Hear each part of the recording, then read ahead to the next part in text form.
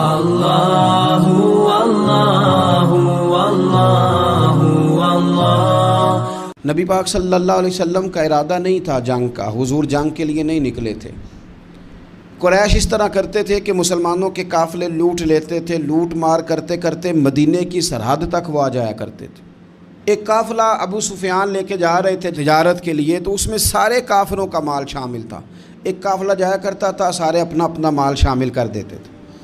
تو جو کہ یہ مسلمانوں کو ستاتے تھے، تو آج حضور علیہ السلام نے ارادہ کرم کیا کہ ان کے قافلے کو ہم نے بھی روکنا ہے، تاکہ ان کو اس بات کا احساس ہو کہ اس طرح نہیں کرنا چاہیے۔ اس قافلے کے لیے نبی پاک صلی اللہ تعالی علیہ وسلم نکلے، جنگ کا تو ارادہ نہیں تھا۔ 313 لوگ حضور کے ساتھ تھے، اور سواریوں کی تعداد اس طرح کی تھی کہ بعض اوقات ایک سواری پر 3 لوگ سوار تھے، تو 2 آدمی سوار ہوتے تھے، تیسرا پیدل چلتا تھا۔ اور قربان جائیں، حضور علیہ السلام کی مساوات کا یہ عالم تھا کہ نبی پاک تھے، حضرت مولا علی تھے اور جناب زید تھے۔ 2 سوار ہوتے تھے، ایک پیدل چلتا تھا۔ جب 2 غلاموں کے سوار ہونے کی باری تھی، آقا کے پیدل چلنے کی باری تھی، تو حضرت علی نے اور جناب زید نے عرض کی، حضور آپ بیٹھ جائیں، ہم پیدل چلتے ہیں۔ تو حضور فرمانے لگے، نہ تمہارے اندر طاقت زیادہ ہے اور نہ تمہیں ثواب کی ضرورت زیادہ ہے۔ مجھے اللہ نے طاقت بھی زیادہ دی ہے اور میں ثواب سے بھی مستغنی نہیں ہوں، لہذا تم اگر پیدل چل سکتے ہو تو میں بھی پیدل چلوں گا میں بھی پیدل۔ یہ چیز مساوات پیدا کرتی ہے۔ حضور اس طرح جا رہے تھے۔ ابو سفیان بڑے تیز آدمی تھے۔ جب پتہ چلا نا کہ مسلمان حملے کے ارادے سے آ رہے ہیں، تو ایک بندہ جلدی سے دوڑایا، مکے جا کے بتاؤ تم سب کا مال میرے پاس ہے، تو مسلمانوں نے حملہ کر دیا ہے۔ خود اس طرح کیا کہ جس رستے سے وہ جا رہے تھے وہ رستہ بدل کے رستہ کوئی اور اختیار کر لیا۔ قافلہ بھی بچ کے نکل گیا۔ اہل عرب کا طریقہ تھا ایمرجنسی اعلان کرنے کا، ہمارے ہاں بھی طریقہ ہے، بریکنگ نیوز ہے نا جی، چور آ گیا، پھر وہ کئی دفعہ صحیح بھی آتا ہے تو لوگ یقین نہیں کرتے۔ ہر شے کی تو بریکنگ نیوز ہے، اور کھولیں تو بیچ میں سے کچھ بھی نہیں نکلتا، نیری نیوز بھی نہیں نکلتی، بریکنگ کیا نکلنی ہوتی ہے۔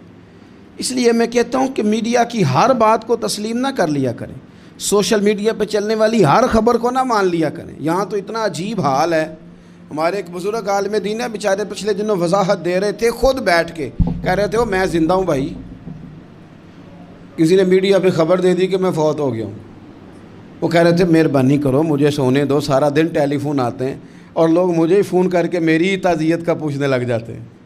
تو اس طرح نہ کریں، کیا صرف تھوڑا سا میڈیا چلانے کے لیے جھوٹ بولا جائے گا؟ بہرحال انہوں نے جو بندہ بھیجا تو بریکنگ نیوز کا وہاں بھی ایک طریقہ تھا۔ اونٹ کے کان ناک کاٹ دیتے تھے، اپنے کپڑے پھاڑ لیتے تھے۔ اب اونٹ بڑے زور سے چلاتا تھا، جب اس کا ناک کٹ جاتا تھا، اونٹ چلاتا تو لوگ گھروں سے نکل آتے۔ اب وہ جو بندہ ابو سفیان نے بھیجا تھا، اس نے جا کے اپنے اونٹ کے ناک کان کاٹ دیے۔ لوگ دوڑے، باہر نکلے، پوچھا کیا ہوا، تو اس نے کہا نکلو نکلو، تمہارا تو مال سارا لوٹنے لگے مسلمان۔ وہ ابو سفیان بچ کے نکل گئے تھے، انہوں نے پیغام بھی دیا کہ میں بچ کے آ گیا ہوں، اب آنے کی ضرورت نہیں۔ لیکن انسان کو جو چیز سب سے زیادہ پستی میں لے جاتی ہے وہ اس کا تکبر ہوتا ہے۔ تو مینوں جاندا ہی نہیں، تجھے میرا پتہ ہی نہیں، یہ لے ڈوبتی ہے چیز لوگوں کو۔ انہیں بھی لے ڈوبی، انہوں نے کہا جی اب نہیں واپس جانا، اب چلو۔ 1000 کا لشکر، گانے بجانے والی عورتیں ساتھ، شراب کے مٹکے ساتھ، 10 اونٹ روز ذبح ہو رہے ہیں، سردار دعوتیں پکا رہے ہیں، گوشت بھونا جا رہا ہے۔ بدر میں پہنچ گئے، مسلمان بھی 313 پہنچ گئے۔ یہ ساری رات شرابیں پیتے، وہ ساری رات سجدے کرتے، یہ ناچ گانے سرور کی محفلیں سجتی، اور وہ رسول پاک کی تقریر سنتے، حضور کے خطبات سے فیض یاب ہوتے۔ عمیر بن وہب کو بھیجا ابو جہل نے، کہا پتہ کر کے آؤ بندے کتنے۔ اس نے جا کے کہا کہ 312 313 310 اتنے۔ کہنے لگا جنگ کیا کرنی ہے، ان کو سویرے اونٹوں کی پشتوں پہ باندھ کے لے جائیں گے، مکے جا کے دیکھیں گے کیا کرنا ہے۔ یہ تکبر ہے نا۔ تو عمیر بن وہب کہنے لگا ہیں 312 ہیں 313، میرے اندازے میں 310، لیکن ایک کا بھی واپس جانے کا ارادہ کوئی نہیں۔ میں نے جس کو بھی دیکھا ہے شہادت کی دعا مانگتے دیکھا ہے، ارادہ بڑا پکا لے کے آئے، شہادت ہے مطلوب و مقصود مومن، نہ مال غنیمت نہ کشور کشائی۔ نبی پاک صلی اللہ علیہ وسلم نے جب دیکھا نا کہ وہ تو جنگ کے لیے آن پہنچے ہیں اور ارادہ تو قافلے کا تھا، تو حضور نے صحابہ سے مشورہ کیا۔ نبی پاک علیہ الصلوۃ والسلام نے ہمیں بتایا ہے کہ چیزیں مسلط نہ کرو، ہم نہ اپنا مسلط کرتے ہیں۔ یعنی تراویح پڑھنے والا بندہ دوسروں کو بڑا گھورتا ہے کہ تو کیوں نہیں پڑھتا، بھئی تو پڑھ رہا ہے نا تو اللہ سے دعا کر، یہ بھی پڑھے، لیکن اپنا مسلط نہ کر، دعوت دے، تبلیغ کر۔ نفل پڑھنے والا سب کو گناہ گار ہی سمجھنے لگ جاتا ہے، عصر کی پہلی 4 سنتے تو کیوں نہیں پڑھتا، تو کیوں؟ بھئی آپ مسلط کریں گے، آپ رائے دیں اور رائے دے کے سائڈ پہ ہو جائیں۔ مسلط کرنے کی تو اجازت نہیں، حضور کا تو حکم چل سکتا ہے نا، چلتا ہے نا، لیکن حضور نے بھی صحابہ سے پوچھا بھئی وہ تو لڑنے آ گئے ہیں، اب کیا کرنا ہے؟ تو حضرت صدیق اکبر کہنے لگے حضور کرنا وہ ہے جو آپ نے فرمانا ہے۔ حضرت عمر کہنے لگے حضور تلواروں کو تو زنگ لگ گیا ہے۔ اور جناب علی شیر خدا مرتضیٰ مشکل کشا غل عطا، مولا کائنات فرمانے لگے حضور علی اور تلوار یہ تو رشتہ ہی بڑا پرانا ہے، تیاری کریں۔ حضور کا خیال تھا کہ انصار بھی تو بولے نا، یہ تو سب مہاجرین بول رہے ہیں۔ انصار کو جب سمجھ آئی نا کہ اشارہ ہماری طرف ہے تو حضرت سعد بن عبادہ اٹھے، کہنے لگے حضور آپ کا اشارہ ہماری جانب ہے؟ فرمایا ہاں۔ کہا یا رسول اللہ صلی اللہ علیہ وسلم خشکی پہ بھی لڑیں گے اور دریا میں بھی لڑیں گے، حضور انسانوں سے بھی لڑیں گے اور آپ حکم دیں گے تو جنوں سے بھی لڑیں گے۔ وہ بیٹھے تو حضرت مقداد اٹھے اور کمال کر دی، کہنے لگے یا رسول اللہ آپ ہم سے ارادہ پوچھ رہے ہیں؟ ہم کوئی حضرت موسیٰ کی قوم ہے جو اپنے نبی سے کہہ دیں گے آپ لڑیں اور آپ کا خدا لڑے؟ سونیا ہم آپ کے ساتھ لڑیں گے اور آپ کے قدموں پہ جانیں بھی قربان کریں گے۔ نبی کا حکم ہو تو کود جائیں ہم سمندر میں اور جہاں کو محو کر دیں نعرہ اللہ اکبر میں۔ نہتے 313 بشر شوق شہادت میں نکل آئے تھے میدان میں، محمد کی قیادت میں نہ تیغ و تیر پہ تکیا، نہ خنجر پہ نہ بھالے پر، بھروسہ ہے تو ایک سادی سی کالی کملی والے پر۔ نبی پاک صلی اللہ تعالیٰ علیہ وسلم نے جذبات سنے تو فرمایا چلو نہ چلیں، پر چھوٹے چھوٹے بچے واپس کر دو۔ ایک چھوٹے بچے تھے عمیر بن ابی وقاص، حضرت سعد بن ابی وقاص کے بھائی، زمین پہ لیٹ کے رونے لگے، سونے میں نے بھی جانا ہے۔ کمپیوٹر کے لیے نہیں رو رہے، موبائل کے لیے نہیں رو رہے، نئی سائیکل کے لیے نہیں، شہادت کے لیے۔ حضور میں لڑوں گا، اب مجھے لے کے تو چلیں، یا رسول اللہ میں طاقتور نکلوں گا، لے کے تو چلیں۔ ان کے آنسو دیکھ کے حضور نے فرمایا لے چلو نا ساتھ۔ فطرت مسکرا رہی تھی، حضرت سعد بن عبادہ ایک دوسرے سے کہہ رہے تھے ہم سے لڑنے آیا ہے ابو جہل، جس قوم کے بچوں کی شجاعت کا یہ عالم ہے اس قوم میں علی کا کیا حال ہوگا اور امیر حمزہ کا کیا عالم ہوگا۔ یہ ہمارے ساتھ مقابلہ کریں گے یہ لوگ؟ اور چھوٹے اتنے تھے حضرت عمیر کے تلوار اپنے ہاتھوں سے اپنے گلے میں نہیں لٹکا سکتے تھے، وہ بڑے بھائی نے لٹکائی۔ میدان میں نکلے، حضور علیہ الصلوۃ والسلام نے تقریر کی، فرمایا تمہیں پتہ ہے تم کس جنت کی جانب جا رہے ہو؟ وہ جنت ہے جس کی چوڑائی زمین آسمان کے برابر ہے۔ حضرت عمیر بن حمام انصاری ایک صحابی تھے، جب کریم نے فرمایا نا جنت کی چوڑائی، کسی چیز کی لمبائی زیادہ ہوتی ہے چوڑائی کم ہوتی ہے، جب فرمایا نا کہ چوڑائی زمین آسمان کے برابر ہے تو حضرت عمیر بولے، کہنے لگے واہ واہ واہ واہ واہ، کھجوریں کھا رہے تھے۔ حضور نے فرمایا تو بڑی واہ واہ کر رہا ہے، کہ سونیا اتنی جنت پیاری ہے تو ہم دور کیوں ہیں، یہ دے نا ذرا تلوار۔ جلدی سے میدان میں نکلے، اللہ نے انہیں شہادت عطا فرمائی۔ رات ساری وہ مست رہے شراب کے نشے میں، اور حضور ساری رات مصلی پہ رہے، ساری رات دعائیں مانگی۔ پتہ کیا کہا؟ اے اللہ یہ میری کل کمائی تھی 313 جو میں لے کے آ گیا ہوں، اگر یہ ہلاک ہو گئے تو قیامت تک کون تیری عبادت کرے گا، ان کی مدد فرما۔ اور ایک رات پہلے صفیں بھی سیدھی کرائیں، بلکہ صفیں سیدھی کراتے حضرت سواد کے پیٹ پہ چھڑی لگ گئی تو انہوں نے کہا حضور بدلا دیں۔ حضور نے کپڑا ہٹایا تو انہوں نے وجود چومنا شروع کر دیا۔ حضور نے ہمیں سبق دیا کہ صفیں بھی سیدھی کرانی ہے اور دعائیں بھی کرانی ہیں، صف بھی سیدھی ہو، مصلی بھی آباد ہو، دونوں کام کرنے۔ اور پھر توکل ہو، پھر تمہارا دل جمے کہ انشاءاللہ فتح اللہ مسلمانوں کو دے گا۔ رونے نہ رویا کرو، معیشت کے، معاشرت کے، غریبی کے، تنگ دستی کے، فقیری کے رونے نہ رہو، اللہ کی مدد کو آواز دو۔ ہم نے وہ لوگ بھی دیکھے ہیں بیچارے جو نہ اسلامی معیشت پہ بات کرتے ہیں، نہ معاشرت پہ، نہ اخلاقیات پہ، اور جب بھی بات کریں گے کہیں گے حضور کو تو علم ہی کوئی نہیں تھا، قاری کچھ نہیں سکتے تھے، مجبور محض تھے معاذ اللہ۔ یہ تقریریں کریں گے۔ یہ مسلم شریف کی حدیث ہے، کوئی اختلاف والی بات نہیں، پر بعض اوقات نا دل کو تکلیف ہوتی ہے کہ یار اس طرح کی باتیں کیوں کرتے ہو۔ یہ مسلم ہے۔ حضرت انس بن مالک فرماتے ہیں ایک رات پہلے حضور نے چھڑی پکڑی اور میدان بدر میں جا کے فرمایا، لکیر کھینچ کے فرمایا یہاں ابو جال مرے گا، یہاں عتبہ مرے گا، یہاں شیبہ، یہاں ولید مرے گا۔ حضور نے لکیریں کھینچی۔ فرماتے ہیں باقی لوگ جنگ لڑ رہے تھے اور میں چپ کے لکیریں بھی دیکھ رہا تھا کہ حضور نے لگائی تھی۔ فرماتے ہیں اللہ کی عزت کی قسم کوئی کافر 1 انچ بھی ادھر ادھر نہیں ہوا، جہاں نبی پاک نے لکیر لگا دی تھی وہیں مرا ہے۔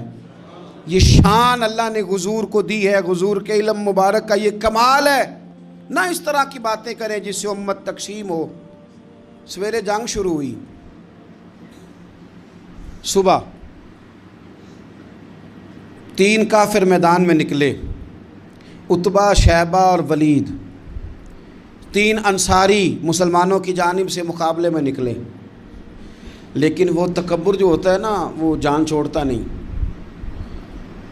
تو ولید کہنے لگا، عتبہ شیبہ کہنے لگے ہم نے نہیں ان سے لڑنا، یہ تو ہمارے پائے کے ہی نہیں، کوئی قریش میں سے بھیجو، قریش میں سے۔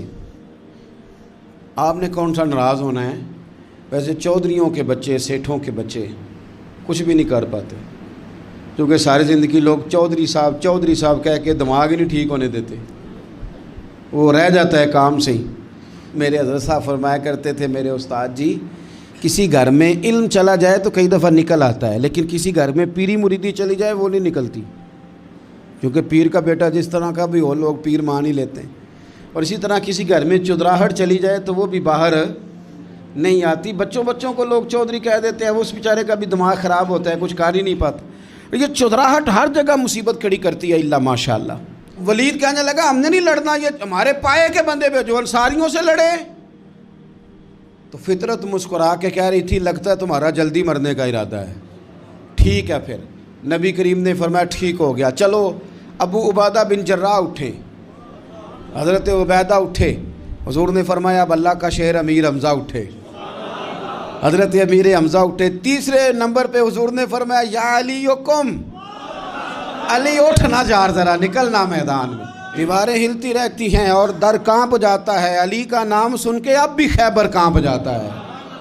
حضرت علی شیر خدا رضی اللہ تعالیٰ عنہ، مولا کائنات اٹھے، حضرت امیر حمزہ اٹھے، حضرت عبیدہ اٹھے۔ عتبہ کے مقابلے میں گئے، حضرت امیر حمزہ قتل کیا اپنے دشمن کو۔ شیبہ کے مقابلے میں گئے حضرت عبیدہ، لیکن حضرت عبیدہ بوڑھے تھے، اس نے ان پہ حملہ کیا، ان کا پیر کاٹ دیا۔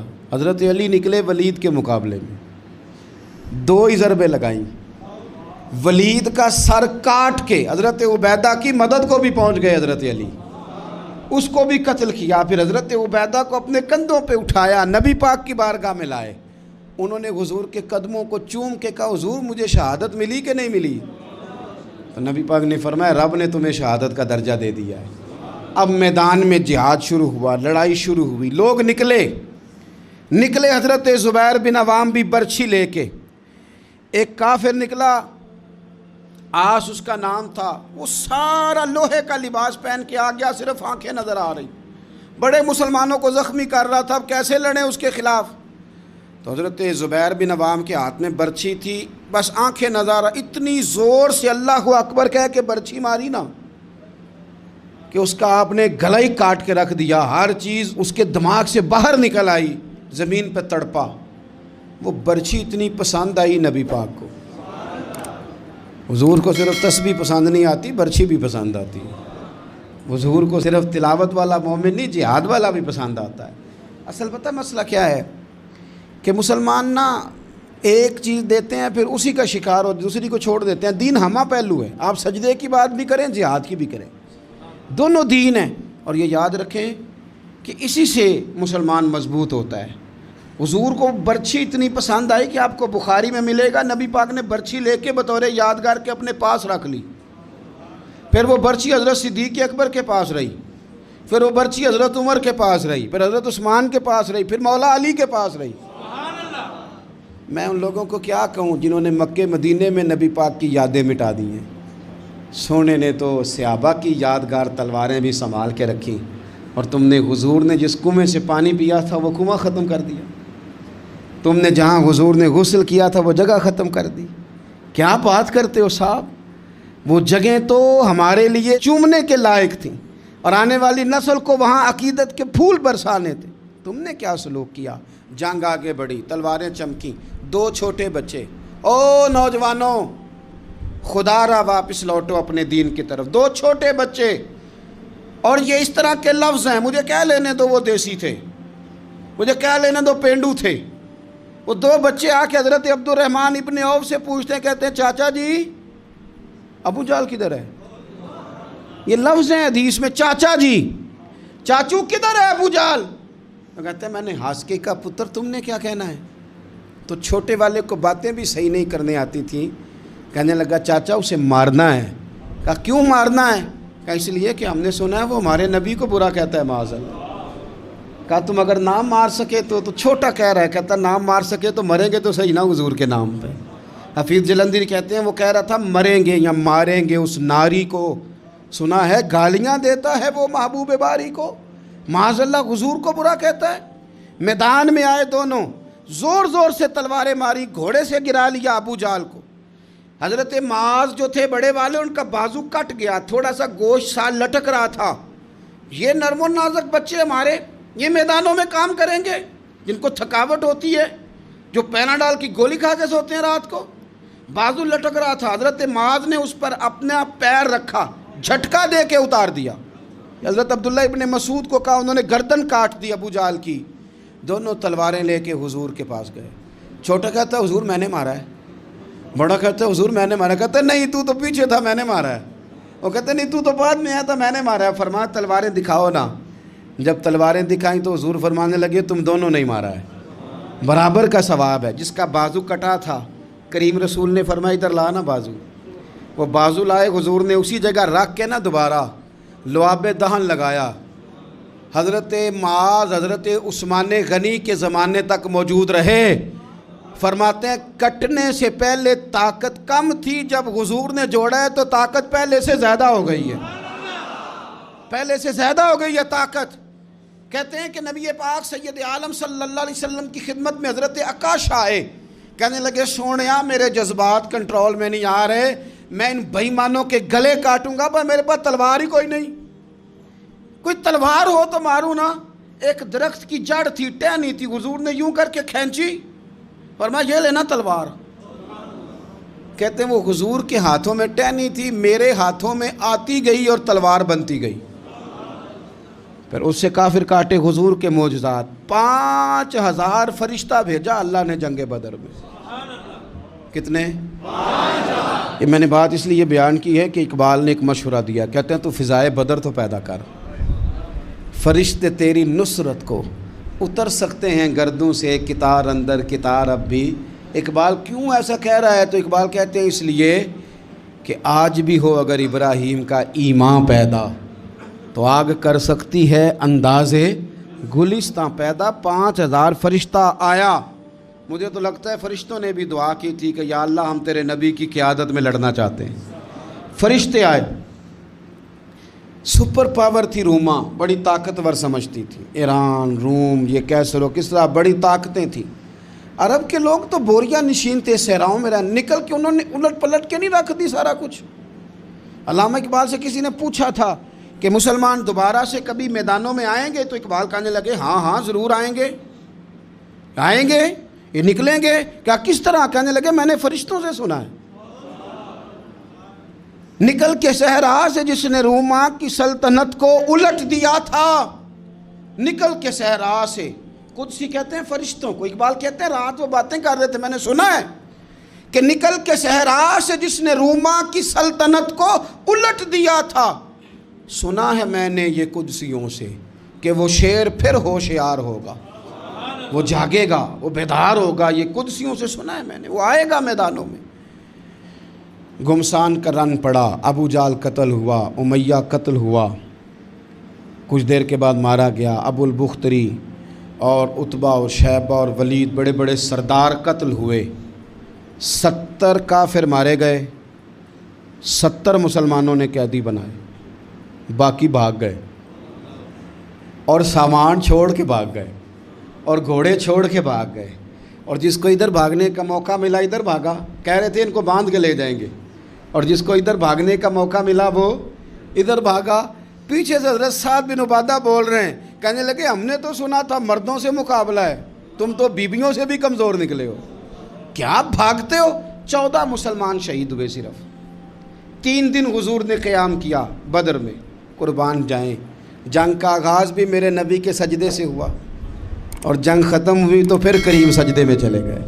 اللہ تیری مدد آئی تو کام بنا، تیری مدد نہ ہوتی تو کچھ نہ کر پا۔